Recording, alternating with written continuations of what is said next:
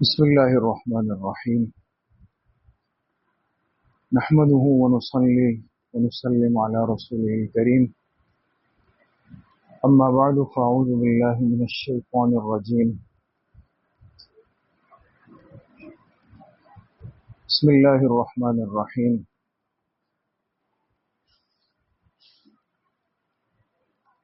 وعلمك ما لم تكن تعلم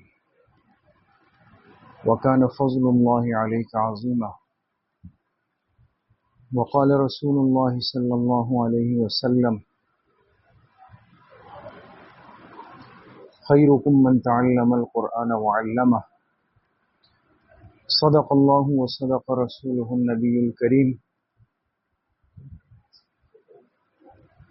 اللهم صل على سيدنا ومولانا محمد وعلى آل سيدنا ومولانا محمد وبارك وسلم. اللہ سبحانہ و تعالیٰ کا بہت بڑا کرم اور احسان ہے کہ ہمارا یہ مبارک سلسلہ 2 سالہ تعلیم دین کورس برائے حضرات، برائے مستورات و طالبات، جو گزشتہ 3 سالوں سے چل رہا ہے، 3 بیچ جس کے فارغ ہو چکے ہیں، آج الحمدللہ اسی تسلسل کا باقاعدہ اسباق کا آغاز ہو رہا ہے. سال اول کی طالبات اور سال دوم کی طالبات دونوں موجود ہوں گی، اور دونوں کلاسوں تک امید ہے کہ آواز آ رہی ہوگی. پہلے ہم ایک دفعہ مسنون دعا پڑھ لیتے ہیں خیر و برکت کی، اور اس کے بعد مجھے آج کی اس کلاس میں تعلیم دین کورس کے جو سبجیکٹ ہیں، جو مضامین ہیں، ان سے متعلق مختصر ایک خاکہ اور ایک صورتحال بیان کرنے کا حکم دیا گیا. تو میں انشاءاللہ آج کے اس پہلے سبق میں آپ سے مختصراً بہت ضروری باتیں عرض کروں گا. تمام طالبات نے غور سے سننا بھی ہے، سمجھنا بھی ہے، اور اس کو کوشش کریں جو اہم باتیں ہیں وہ نوٹ بھی کریں. پہلے ہم مسنون دعا سب پڑھ لیتے ہیں، آپ میرے ساتھ ساتھ پڑھ لیں. پڑھیں بسم اللہ الرحمن الرحیم. رب یسر ولا تعسر وتمم بالخیر وبک نستعین یا فتاح یا علیم. رب یسر ولا تعسر وتمم بالخیر وبک نستعین یا فتاح یا علیم. رب یسر ولا تعسر وتمم بالخیر وبک نستعین یا فتاح یا علیم. تمام طالبات و معلمات ایک مرتبہ آہستہ آواز سے درود شریف پڑھ لیں. اللہم صل.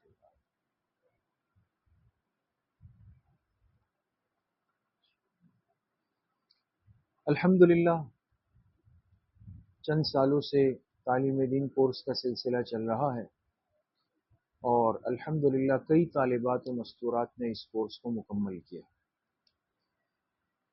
سب سے پہلی بات تو یہ ہے کہ ہمارا یہ جو کورس ہے، اس میں ہمارے پاس کتنی کتابیں یا کتنے مضامین اور سبجیکٹ ہیں، وہ میں مختصراً عرض کر دیتا ہوں کہ ہم نے کتنے اسباق آپ کے لیے منتخب کیے ہیں. یہ کورس بنیادی طور پر 8 قسم کے اہم اور ضروری مضامین یا سبجیکٹس پر مشتمل ہے. 8. نمبر 1 تجوید قرآن. نمبر 2 منتخب حصہ قرآن و تفسیر. نمبر 3 منتخب احادیث مبارکہ، نمبر 4 عقائد اسلام، نمبر 5 مسائل فقہ، نمبر 6 سیرت و اسوہ حسنہ، نمبر 7 آداب المعاشرت، اور نمبر 8 نماز کی عملی مشق اور مسنون دعائیں۔ یہ 8 نام میں نے آپ کے سامنے اختصار کے ساتھ اور جلدی سے لیے تاکہ ہمیں یہ اندازہ ہو کہ یہ 8 بنیادی مضامین ہمارے اس کورس کا حصہ ہے، اور میں ابھی اس پر ایک چند الفاظ میں اس کی وضاحت کر دیتا ہوں۔ سب سے پہلا جو ہمارا مضمون ہے وہ ہے تجوید قرآن کریم، جس میں قاعدہ بھی شامل ہوگا اور ضروری تجوید بھی شامل ہوگی۔ تجوید کا مطلب اور مقصد دونوں آپ کے علم میں ہوگا کہ ہر مسلمان اس بات کا پابند ہے کہ وہ قرآن کریم کو کم از کم صحیح الفاظ و انداز کے ساتھ پڑھ سکے، اور اتنا صحیح پڑھ سکے کہ اس کی نماز صحیح ہو جائے۔ یہ کم از کم درجہ ہے۔ اگر آج قرآن ہی ہمارا مبہم ہے، مجہول ہے، الفاظ لٹکے ہوئے ہیں، کچھ پتہ نہیں ہے کہ کس کو کتنا کھینچنا ہے، کیسے پڑھنا ہے، یہ مناسب نہیں۔ ٹھیک ہے، بعض دفعہ ہم میں بڑی کمزوریاں ہوتی ہیں، ہم اس کو لے کے چل رہے ہوتے ہیں، بڑی عمر کی مستورات بھی، بڑی عمر کے حضرات بھی، وہ بیچارے جو بچپن میں جو سیکھا اپنے بڑوں سے، جو اس انداز سے چل رہے ہوتے ہیں، ہم ان کی حوصلہ شکنی نہیں کریں گے۔ میں اپنی تمام طالبات سے یہ بات عرض کروں گا، آج ہمارے اندر ایک مسئلہ یہ بھی ہے کہ تھوڑا سا پڑھ لیا اور پھر دوسرے پر رعب ڈالنا شروع کر دیتے ہیں۔ ایک چند الفاظ سیکھ لیے پھر دوسرے سے کہتے ہیں کہ جی تمہیں تو یہ بھی نہیں آتا، تمہیں یہ بھی نہیں آتا، تمہیں یہ بھی نہیں آتا۔ تو یہ بہت نامناسب بات ہے۔ جیسے وہ ایک لطیفہ سا ہے نا کہ ایک طالب علم تھا، وہ کشتی میں بیٹھا، کشتی کا سفر کر رہا تھا، بہت سارے لوگ بیٹھے ہوئے تھے۔ تو اب طالب علم نے تو ظاہر سی بات ہے کہ مدرسے میں جا کے صرف پڑھی تھی، نحو پڑھی تھی، منطق پڑھی تھی، عربی پڑھی تھی، بلاغت پڑھی تھی۔ اب جو نئے نئے پرجوش طلبہ ہوتے ہیں تو ان کے جذبات بھی ذرا اوپر ہوتے ہیں۔ اب کشتی چل رہی ہے، اب کوئی اور چیز تو ہے نہیں، تو طالب علم نے اس کشتی چلانے والے ملاح سے پوچھا کہ ہاں بھئی آپ کچھ علم بھی پڑھا ہے یا بس ایسے ہی زندگی گزر رہی ہے؟ وہ تو بیچارہ عاجز کمزور آدمی تھا، سادہ۔ اس نے کہا کہ مولوی صاحب میں تو سادہ کمانے والا بندہ ہوں، صبح گھر سے نکلتا ہوں، کشتی چلاتا ہوں، شام کو جو 2-4 پیسے کما کے گھر والوں کے لیے کھانے پینے کے اسباب لے جاتا ہوں۔ اس طالب علم نے کہا کہ نہ آپ نے صرف پڑھی، نہ آپ نے نحو پڑھی، نہ آپ نے تفسیر پڑھی، نہ آپ نے منطق پڑھی، نہ آپ نے بلاغت پڑھی، آپ کی تو آدھی زندگی ضائع ہو گئی، برباد ہو گئی۔ اب دیکھیں نا، نیا نیا جنون ہے نا، جوش ہے۔ تو اس بیچارے کو کہا کہ تمہاری تو آدھی زندگی چلی گئی۔ اللہ کی شان دیکھیں کہ جب یہ کشتی بیچ میں پہنچی، دریا میں پھنس گئی، ڈوبنے کے قریب ہو گئی۔ تو ملاح نے کہا سب کو کہ بھئی کشتی ڈوب سکتی ہے کسی بھی وقت، سب اپنے کپڑے سمیٹ لیں اور تیراکی کی تیاری کر لیں، تیر کر دریا عبور کرنا پڑے گا۔ پھر جو یہ طالب علم بیٹھے تھے ان سے کہا کہ مولوی صاحب تیرنا تو آپ کو آتا ہوگا نا، اب اس کے تو آسان خطا ہے۔ اس نے کہا نہیں جی مجھے تو تیراکی نہیں آتی۔ تو ملاح نے کہا کہ مولوی صاحب میری تو آدھی زندگی خراب ہو گئی تھی، اس لیے کہ میں نے نہ صرف پڑھی، نہ نحو پڑھی، نہ منطق پڑھی، لیکن خیال کریں کچھ دیر بعد آپ کی ساری زندگی خراب ہونے والی ہے، اس لیے کہ آپ نے تیراکی نہیں سیکھی تو آپ ڈوب جائیں گے۔ تو اللہ تعالیٰ ہر بندے کو اس کے سوچ سمجھ کے اعتبار سے اس کو کمال دیتے ہیں۔ میرا مقصد یہ کہ ہم کسی پر روب نہ ڈالیں۔ تو پہلا مضمون ہمارا ہوگا تجوید کا، دوسرا قرآن کا منتخب حصہ 2 سالوں میں، اور پھر 2 سال میں بھی ہر ہفتے میں 4 دن، اس میں پورا قرآن تو نہیں ہو سکتا، تو منتخبات ہے۔ آخر کا آخری پارہ ہے، اس کے ساتھ سورہ ملک ہے، سورہ واقعہ ہے، سورہ رحمان ہے، اور سورہ یاسین شریف ہے، سورہ حجرات ہے۔ یہ جو ضروری صورتیں جو ہم روز پڑھتے بھی ہیں اور جس میں ہماری زندگی کے بہت ضروری احکامات جڑے ہوئے ہیں، انشاءاللہ وہ حصہ آپ کو ترجمہ تفسیر کے ساتھ پڑھایا جائے گا۔ تیسرا حصہ وہ منتخب احادیث کا ہے، جناب نبی کریم صلی اللہ علیہ وسلم کی پاکیزہ مبارک احادیث، اور جس سے ہمیں اپنے دین اور دین کا صحیح طریقہ اور زندگی کے گزارنے کا سلیقہ سمجھ میں آ سکے۔ انشاءاللہ وہ احادیث اور اس کی تشریح وہ ہمارا تیسرا مضمون ہوگا۔ چوتھا مضمون ہمارا عقائد اسلام کا ہے، اس لیے کہ ایک مسلمان کے لیے اپنے عقیدے کی درستگی، اپنے عقیدے کی حفاظت، عقیدے کی سلامتی، توحید پر زندگی گزارنا بہت ضروری۔ تو ہمارے بنیادی اور ضروری عقائد کیا کیا ہیں، ہمارے ایمانیات کیا کیا ہیں، یہ ایک مسلمان مرد و عورت کے لیے جاننا بہت ضروری ہے۔ انشاءاللہ یہ بھی آپ کے کورس کا حصہ ہے۔ پانچواں اہم مضمون وہ مسائل فقہ کا ہے، دین کے بنیادی اور ضروری مسائل جو ایک مکلف انسان کے لیے سیکھنا فرض ہے۔ اب مجھے وضو صحیح نہیں آئے، نماز صحیح نہ آئے، غسل کا صحیح طریقہ نہ آئے، مجھے پاکی ناپاکی کا صحیح اندازہ نہ ہو، پاکی ناپاکی کے ایام میں قرآن کو ہاتھ لگا سکتی ہوں، آیا میں روزہ رکھ سکتی ہوں، میں نماز پڑھ سکتی ہوں یا نہیں کر سکتی۔ یہ وہ ضروری چیزیں ہیں جو ہر مسلمان کے ساتھ، خاص طور پہ مستورات کے ساتھ بہت مسائل جڑے ہوئے ہیں، تو ان کو اس درجے میں سیکھنا کہ ہم اپنے دین کے فرائض پر کم از کم صحیح ترتیب سے عمل کر لیں۔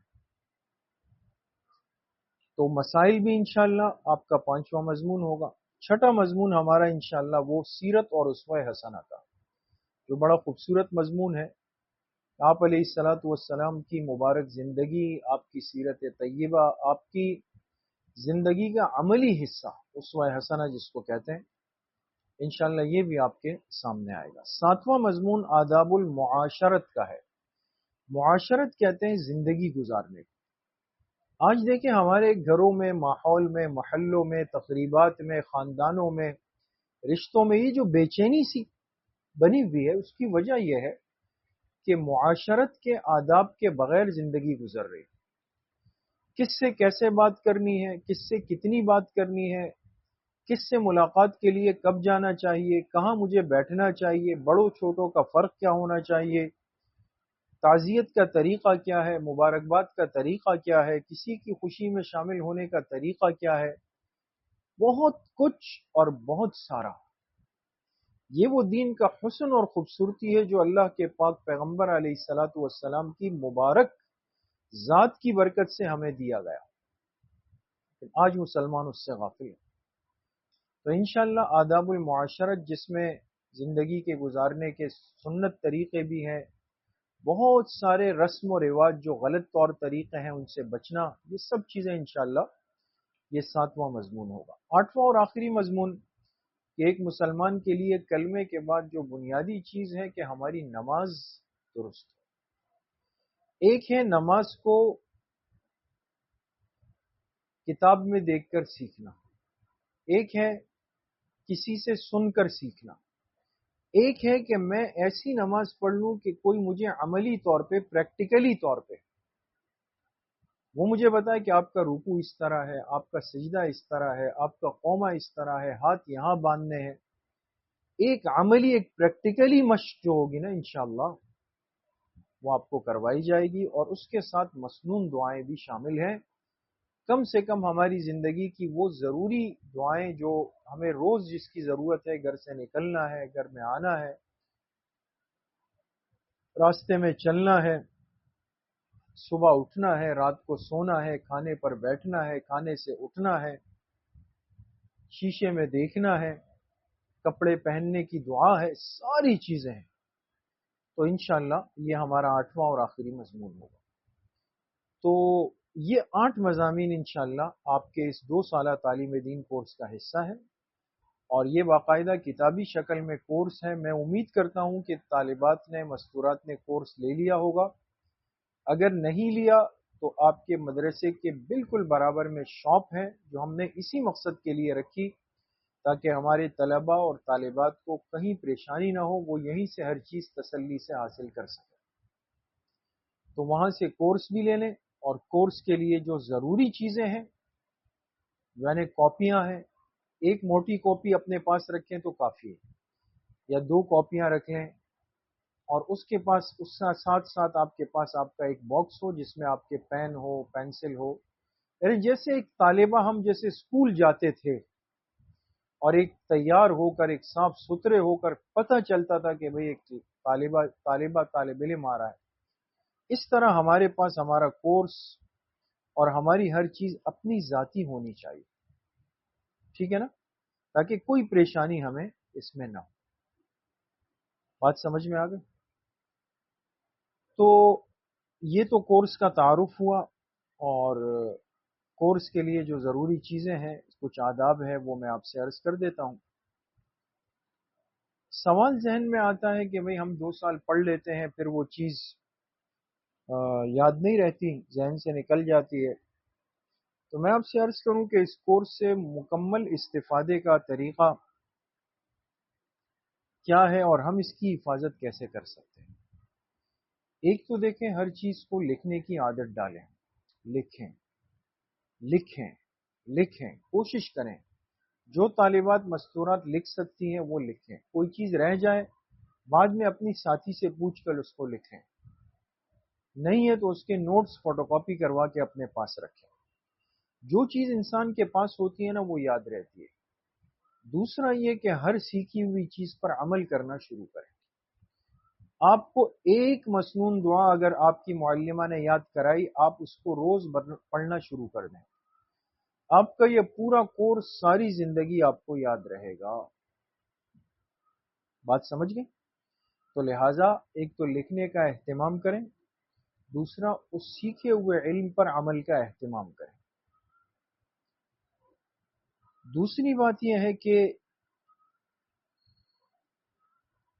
دنوں کی پابندی، وقت کی پابندی، یہ آپ کے لیے بے حد ضروری ہے اور آپ کی کامیابی کی ضمانت اور بنیاد ہے۔ جو طالب علم، جو طالبہ وہ اسباق کی پابندی اور وقت کی پابندی کرے نا، یہ ضائع نہیں ہوتی۔